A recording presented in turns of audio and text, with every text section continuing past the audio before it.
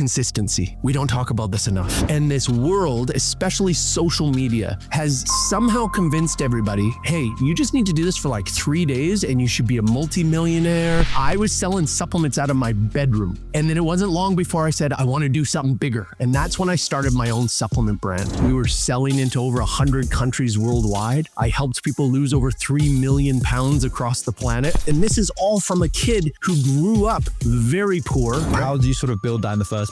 Lots of my buddies worked out and lots of them took supplements. So that was the easiest one to go, hey, just so you know, I now sell supplements. You want to come by and check it out? We have such a small vision of how big the world is. There's no customers that would buy from me. Are you kidding me? Do you know how many billions of people are on this planet? One of the best pieces of advice I can give to young entrepreneurs is don't spend the money. We were doing millions in sales by that point, and I still wasn't taking a salary. And we just kept turning it over because your business is going to need that money. How did you go from 3 stores to sort of the multi-million dollar that you talked about before? So many people want to overanalyze and have everything perfect and in place before I take the first step. So I really hope you guys hear this message I'm about to say. Markus, welcome to the podcast. How are you? Sina, amazing. I'm psyched for this time together, and I know we're going to have a brilliant conversation today. Yeah, I'm really excited as well because I know you've been on multiple podcasts in the past, and I don't think you've been on one specifically focused on young people and the next generation. That's all we do on the podcast here. That's exactly why I started it, is to bring people that, know what they're doing and also inspire the next generation with applicable lessons for what they've done and to show the, relatable stories. Beautiful. And that's why I wanted to get you on. So essentially, I would love to start from the beginning, basically. So how did you get started on your journey? And then also like developing into the supplements world? I love it. Let's do it. And I just want to say, Sina, I love that you have designed this podcast for this group of people. I love working with this group of people. I think it's so important that we nourish the next generation of entrepreneurs. And it's one of the things I love doing. It's one of the reasons I wrote this book. So I'm really hoping today that people are just going to hear something that resonates with them, and that they see or hear something in me today that makes them go, man, if this guy can do it, anybody can do it. Because mine is not this story of, well, listen, I took $100 million loan from my father and I turned it into 102 million. So what a great story. No, this is like, I started with nothing. I was way behind the starting line and I still did something awesome. So I'm really looking forward to talking about this. So let's jump into your first question. My first big business was a supplement business. And when I say big, it did not start big. I was selling supplements out of my bedroom. So when I was in my late teens, I loved health and nutrition. And I just became so passionate about it, so obsessed with learning everything I could. And then it wasn't long before buddies started to recognize like, hey, Markus is the guy to go and ask those questions. Hey, what supplements are hot these days? Markus, this and that. And it wasn't long before I was saying, why don't I also sell these supplements? Right there, I'm hoping people stop for a quick second and go, so all you have to do is be passionate and kind of knowledgeable about something? That's it. And I just went, I'm going to start doing it. It's not that hard. And you also don't always have to jump in the deep end. Side hustles are the best way to start a business. Do something that you're going to do 4 or 6 hours per week and just do something that you're passionate about. So I was selling out of my bedroom. It was going great. And I just knew I wanted to do something bigger. I wanted to make more money. I wanted to make a bigger impact on people. And I wanted to help the masses. And so I opened my first supplement store. It wasn't long before that turned into 3 supplement stores. These are just little incremental steps. And then it wasn't long before I said, I want to do something bigger. I want to have a bigger impact. And that's when I started my own supplement brand. And I really felt called to do that. And that was such an exciting point in my life. That was January 17th of 2005 that I started Magnum Nutraceuticals. And I know I'm going to skip over a big part here. We can go back to it. But after 19 years, I was called to sell it. We were selling into over 100 countries worldwide. I helped people lose over 3 million pounds across the planet. I impacted over 10 million lives. And this is all from a kid who grew up very poor, very broken, without the family that I had hoped I was going to have growing up. And it can be done. It's a fairly long story. You just gone into sort of like 30 seconds. So I want to definitely dig deep on that. So when you started the supplements brand, your first customers was because of your like personal brand that you built, correct? That's right. How did you sort of build that in the first place? Now, sorry, are we talking about back in my bedroom selling days, or are we yeah. Like basically how you got your first customer with a supplements game. Excellent. Love that. Just friends. That was it. Other friends who had the same passions as me. Like lots of my buddies worked out and lots of them took supplements. So that was the easiest one to go, hey, just so you know, I now sell supplements. You want to come by and check it out? So those are the easiest incremental steps. And then the next easiest step is, hey, if you like buying from me, which you clearly do, you keep coming back, is there anybody else you'd like to bring? And my buddies all joke about this. They called me the healthy drug dealer for all these years because my business blew up simply on buddies bringing buddies. And it was like, hey, I know a guy. I know a guy who'll get you the good stuff. And people were coming day and night into my house to buy their supplements. I'm sure my neighbors didn't think I was a healthy drug dealer, but that's how simple things can be. We often look at, oh, it would be too much and how am I going to get all customers and stuff? It's like, what if you just got one customer? See how that feels and see if you can learn something from having one customer and maybe turn it into two. But I think what you've proven there as well is that a big mistake I see a lot of young entrepreneurs making is that they feel like they need everything in place before getting their first customer. They need a professional website. They need a logo. They need like all this stuff, basically. You need trademarking. You need all this stuff, basically. And I mean, I got my first customer for my business on Instagram. Like people, like someone saw the product, they messaged me. I sent them a PayPal link and they paid for it over Instagram. And that was my first customer. And then I fulfilled their order, basically just Instagram DMs. And loads of people start businesses similar to that. Like it's not nice. It's very messy, but it works. And that provides that sort of validation. And you did that through your bedroom, and people, spoke and they told their friends, and your customer base grew. So I guess what was the turning point in going from bedroom to store? Love this. But Sina, can I just make one observation about what you just said? Because I just love it. You're so right. So many people want to overanalyze and have everything perfect and in place before I take the first step. So I really hope you guys hear this message I'm about to say. I'm going to learn 90% of what I need to know when I'm on the path. That means at the most, I can learn 10% of what I need to know before I start. Doesn't mean I just jump in blindly. No, I'm going to do some research, but I'm not going to overanalyze. I'm not going to spend too much time. I can't tell you how many times I've started a business, and within the first 2 weeks, we had to make a major pivot. But if you spend months or years, analyzing and it's got to be this way, you'll be way less likely to pivot, even though it's obvious you should pivot because, well, no, I've done all my research. Oh, I guess we have to start again. That's bullcrap. Yeah. Just start walking. And just like Sina said, you do your first sale and it's messy. And then you quickly go, okay, how can this be a little less messy? What could I do to set up the next sale to go a little bit smoother? But here's one of the most fun things I love sharing with people, that those things that you think disqualify you, like, well, I don't have a nice website. I don't do it properly. They're going to be, that can actually be the thing that makes you cool.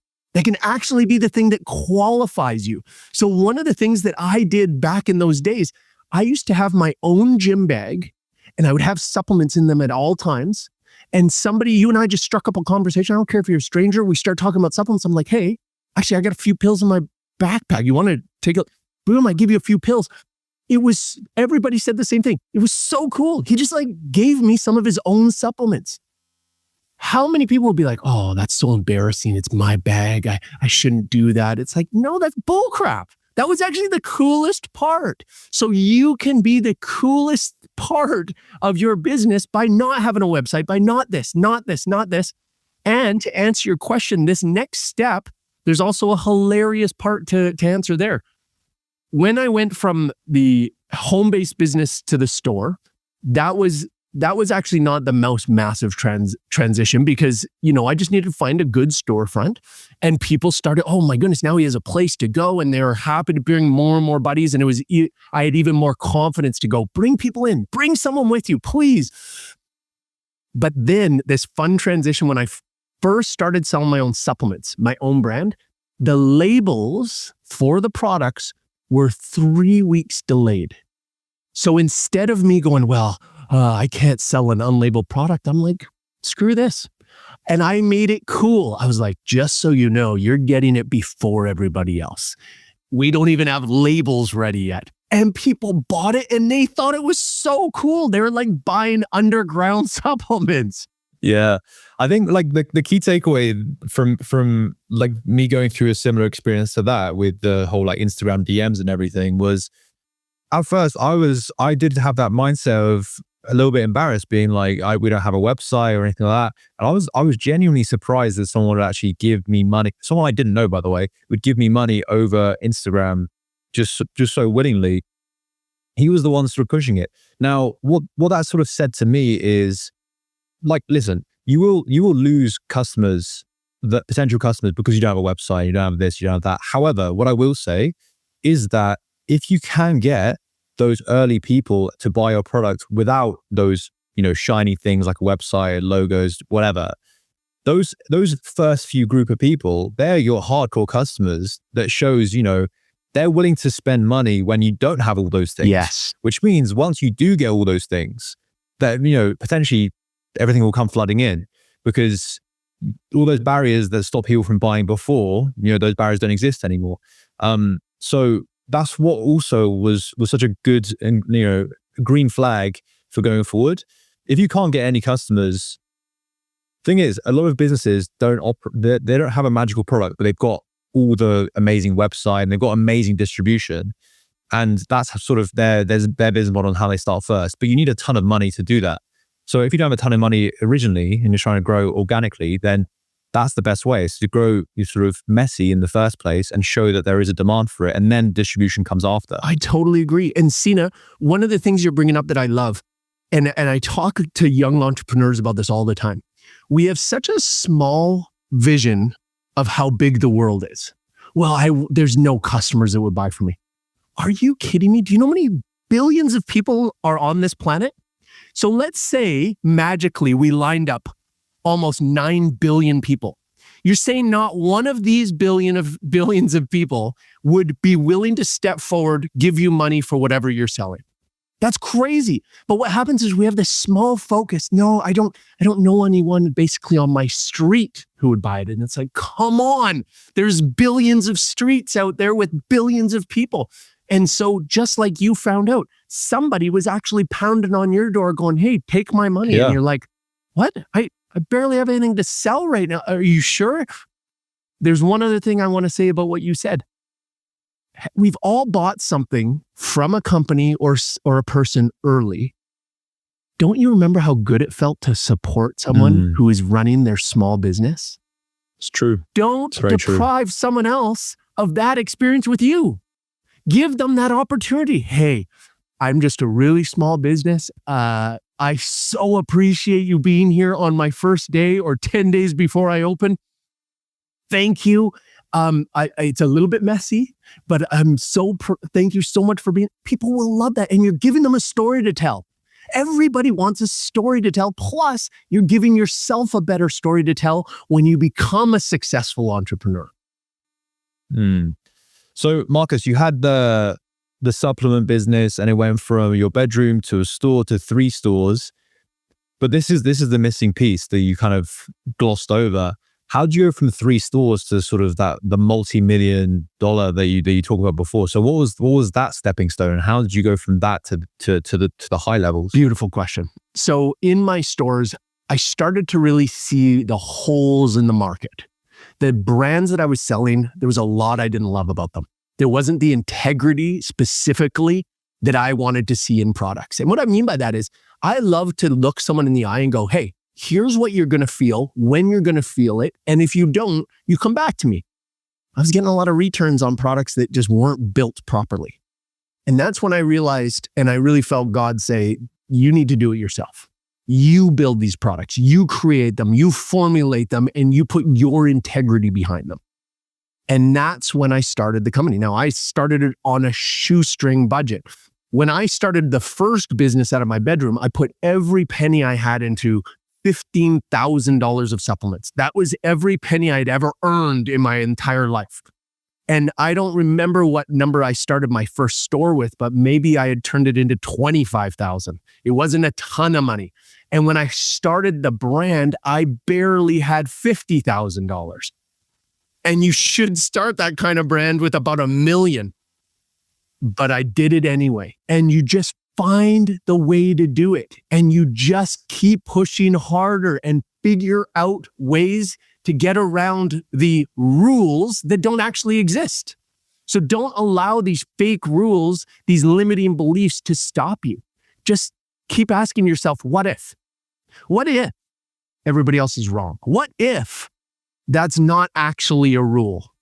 So essentially you saw the existing brands that were operating, they didn't have the sort of integrity behind them. And I actually agree with you, like looking in the supplement space myself as a consumer, a lot of it is very murky. You don't really know what's in there. And you, even if they say this is in there, you don't fully know how the purity of it or how, all these things that they claim. Yes. So I agree with you. And a lot of their websites are pretty shoddy as well. That's the other thing. And I buy some supplements from a website where it looks pretty shoddy, but it's been like highly recommended for me. So I'm like, okay, fine, I'll take it. I trust it. But I trust it because my friend told me and they know someone. Like it's a whole thing. So I agree with you. It's a fairly, shady market overall. And you sort of coming in and recognizing that and putting integrity behind it, it makes sense to me. But in terms of so turning that $15,000 into the multi-million that you talked about, again, that's like a missing piece. Like what happened there?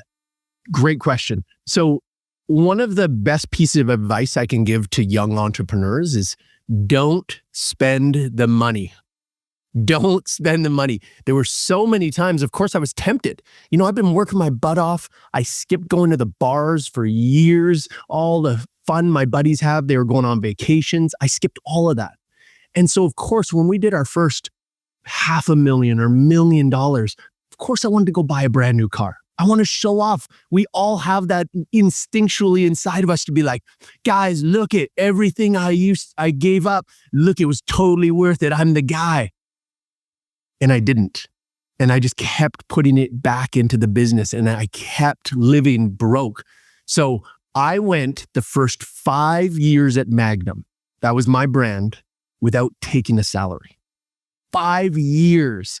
We were doing millions in sales by that point, and I still wasn't taking a salary. My wife and I were going out to dinner once a month, and we always still joke about it, love about it, because we talk about the story. There was a Vietnamese restaurant that both of us would eat. We'd have an appetizer, and it was $26. Everything included, including tip. That's what we could afford. And we didn't go crazy. We didn't buy new cars. We didn't move into the big, beautiful houses. And we just kept turning it over because your business is going to need that money. And there's going to be rainy days. We don't talk enough about this. Just because you made $1 million this year does not mean for sure you're going to make $1 million next year. So one tip that I give in the book is always pretend whatever number you are bringing home, cut it in half. And I don't mean cut it in half for tax purposes. I mean cut it in half in half. I mean, the tax man's going to get his big chunk. I'm from Canada, so he takes more than 50% of all of my money. But then I cut it in half. So if I was making $100K, I acted like I was making $50K. And yes, that also means the tax man took a huge chunk of that first. But if you live like that, you will get a way further ahead. You'll have more money to invest into your business, into other people's businesses, and you can actually grow some real wealth that way.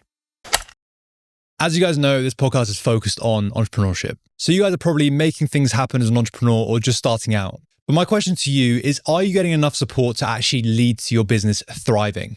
If not, you definitely need to join the Federation of Small Businesses. FSB membership gives you access to all those essential documents, toolkits, and resources to help your business operate, as well as a 24/7 legal helpline. There's also essential business cover and many more discounted business essential products and services.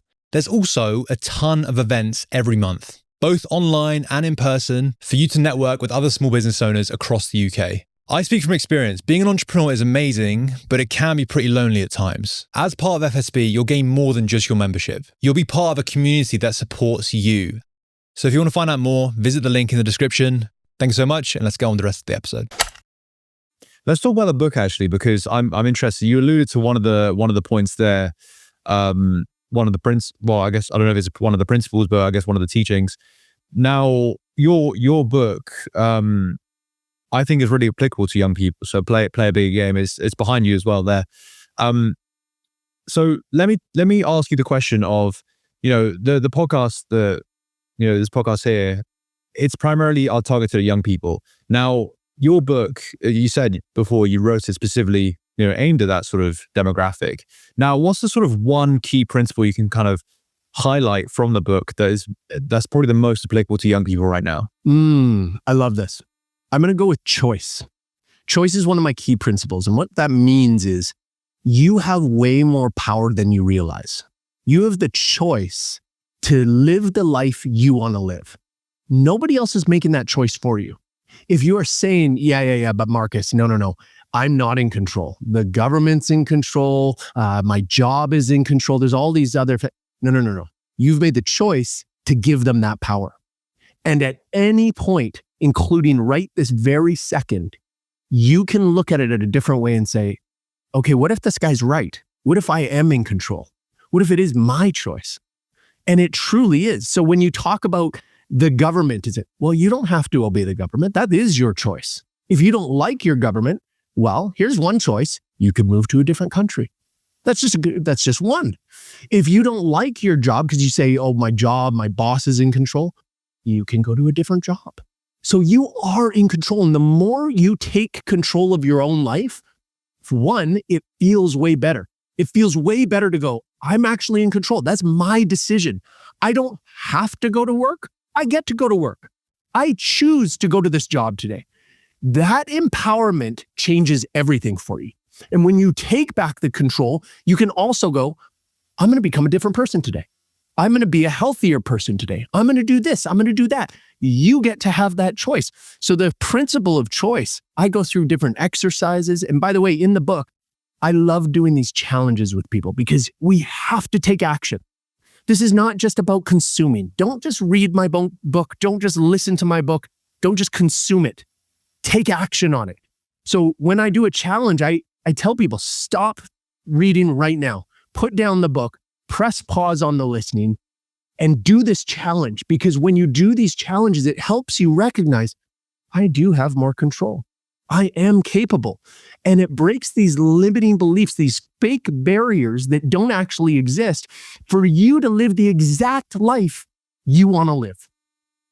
So the challenge is taking a step back from all the external distractions, and of which there are many right now. I would say like it's more so than previous generations were facing, but to take a step back and say, these are elements of my life that aren't fulfilling me, and realizing that you do have control over a lot of them.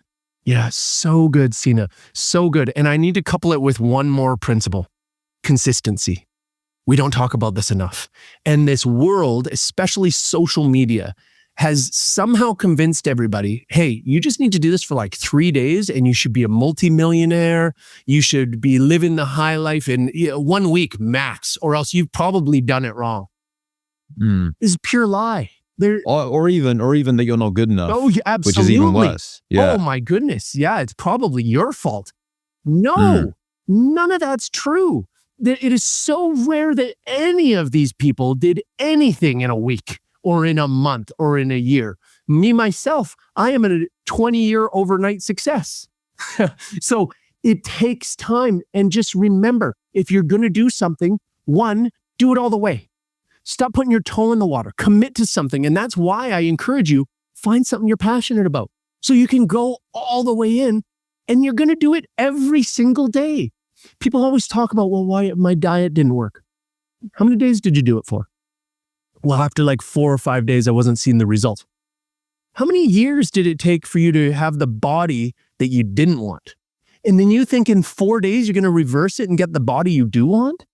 People, we got to be consistent. We just got to put in the time and do your research enough that you know you're on the right path. Work with people who have already done what you're trying to do. It's one of my favorite things to do is to surround myself by big thinkers, by other entrepreneurs who've done big things.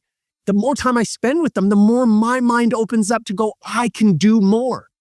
And I would love to be that person in your life, everybody. If you are listening to this and something I said today resonated with you, you like my energy, you like my belief system, then reach out to me. Let me know. I will be your cheerleader. I can be in your corner. If you buy my book, if you listen to the audiobook, I can be one of your mentors. You don't always have to know somebody to have them as mentor. I have tons of mentors. All I've done is read their books, but they are my mentors. I listen. I follow what they want me to do, what they suggest. And this stuff works. A lot of the stuff you're going to read, you're going to listen to, you know it's going to work if you just do it consistently. Yeah, I think coupled with consistency, and you sort of talked about it there, I think this is a huge mistake. I want to talk next actually about the biggest blockers and for young people today that you see when it comes to success. But kind of like building on your point, what you mentioned is that you have mentors from different people, and because you've read their book, or you kind of surround yourself with high performing people. The problem I see that people are facing right now is that the sources of information that exist, yes, it's not the best information that's on the top of the list. It's the most well edited. Yes. It's the most charismatic. Yes. It's the most, the ones with the most sound effects, the most animation. And it's like, when did we get to a point where, the best information was just the most well edited? That doesn't make sense. Like and then you have all this quality information that sort of goes to the bottom of the pile just because they don't have good transitions, they don't have subtitles, or they edit it in a certain way that doesn't, fulfill the algorithm.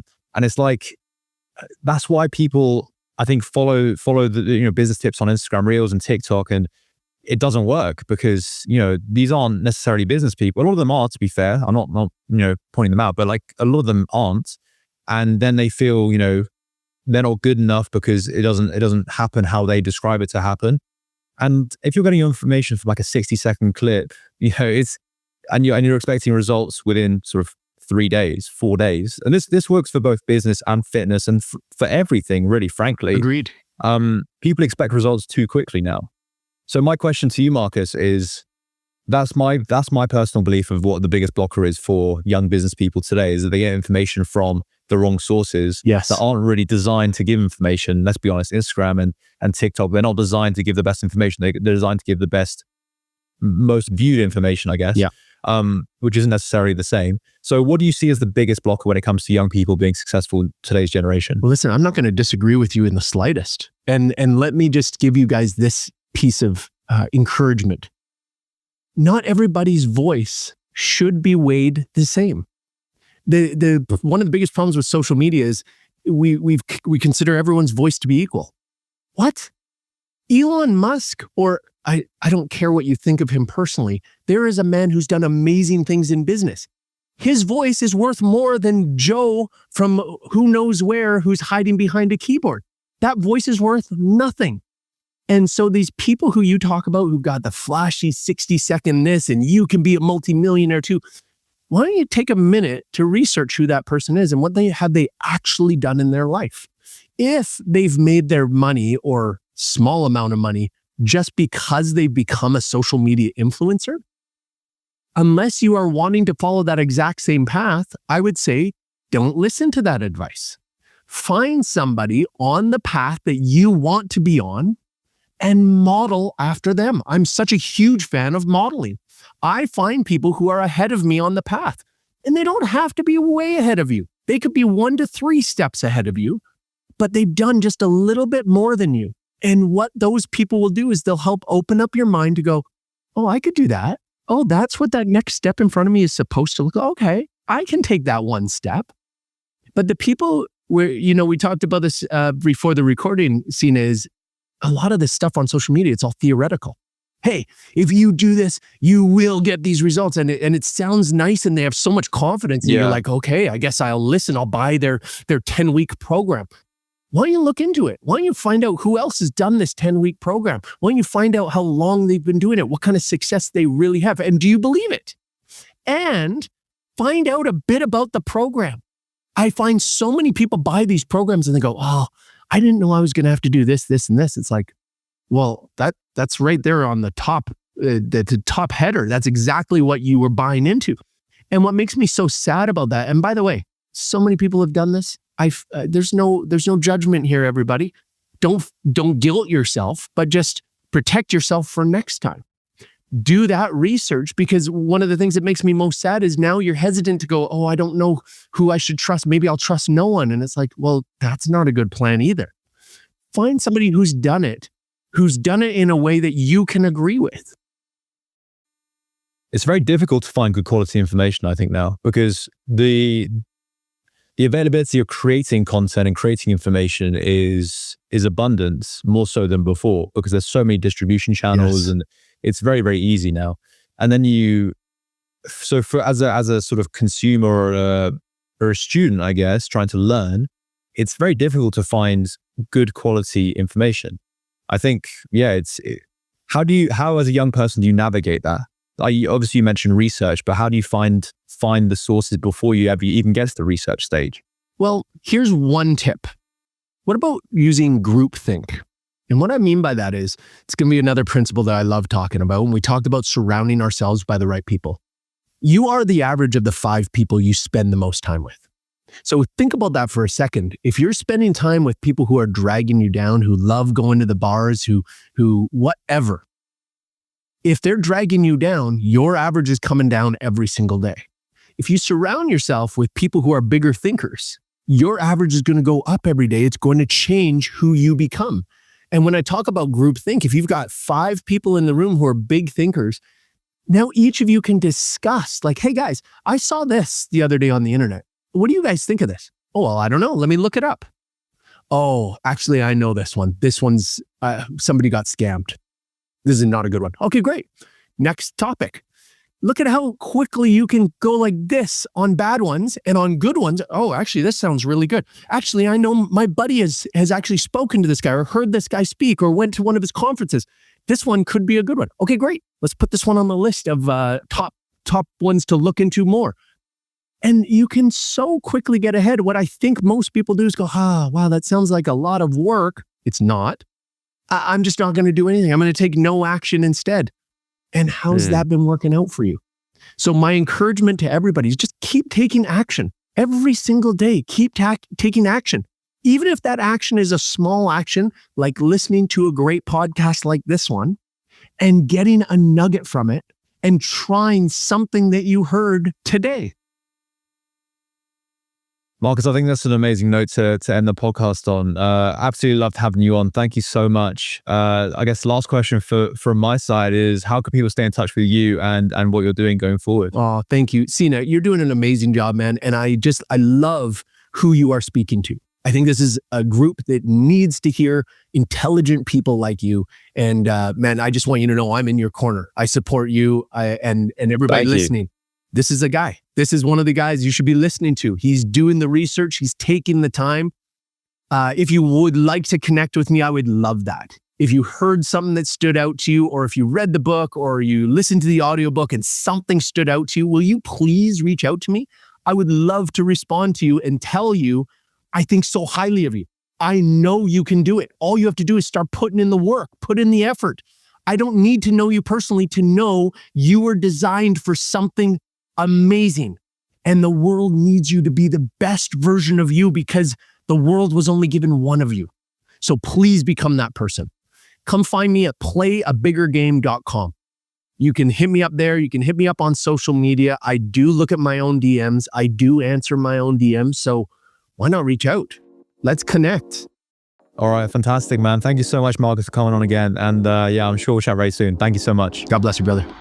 Thank you so much for clicking on this episode of The Millennial Entrepreneur. The ambition of the podcast is to show relatable stories from young entrepreneurs doing some incredible things to inspire the next generation, including you listening wherever you are. We've been doing this podcast for over 3 years and the ambition has not changed. The only thing that has changed is the scale of where we want to go. We want to bring on bigger guests for you guys to show more and more relatable stories from young entrepreneurs across the world. The majority of you guys watching or listening haven't subscribed to the podcast yet. All you have to do is click that subscribe button wherever you're listening, Apple Podcasts, YouTube, Spotify, and that will allow us to bring on bigger guests and ask the questions that you really want to hear. And it really is that simple.